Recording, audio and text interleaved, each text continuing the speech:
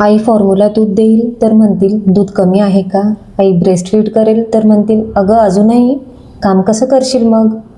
आई नोकरी जॉईन करेल तर बोलतील बाळ लहान आहे, काळजी कोण घेणार? आई नोकरी करणार नाही तर म्हणतील मग डिग्री तर वाया गेली, कशाला केली डिग्री? आई घरी बनवलेलं खायला देईल तर म्हणतील अतिच आहे, वेळ कुठून आणतेस? आई रेडीमेड खायला देईल तर म्हणतील अगं हे हेल्दी नाही. बाळ जरा हेल्दी असेल तर बोलतील अगं डाएट तरी सांभाळ बाळाचा. बाळ बारीक असेल तर म्हणतील त्याला खायला देतेस की नाही काही? बाळ शांत असेल तर म्हणतील हे एवढं शांत का? बाळ खूप ॲक्टिव्ह असेल तर म्हणतील किती आगाऊ आहे हे तुझं बाळ.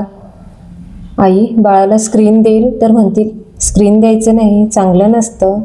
आई स्क्रीन देणार नाही तर म्हणतील अगं कधी कधी द्यायलाच लागतं. मग आईने घर सांभाळलं तर म्हणतील करिअर तर वायाच गेलं. आईने करिअर सांभाळलं तर म्हणतील घराकडे लक्ष तर देतच नाही ही मुलगी. सगळं उलटसुलट आहे आणि प्रत्येक गोष्टीवर कमेंट तयार असते लोकांची. मग एक गोष्ट लक्षात ठेव, या बाळाची आई तू आहेस आणि योग्य काय आहे हे तुलाच माहिती. लोकांचं बोलणं कधीच थांबणार नाही. उत्तर द्यायचं असेल तर दे, नाहीतर शांत राहा. उगाच काही बोलू नको, कारण तुझ्यासाठी आणि तुझ्या बाळासाठी काय योग्य आहे हे तुलाच माहिती आणि ते तुलाच कळतं.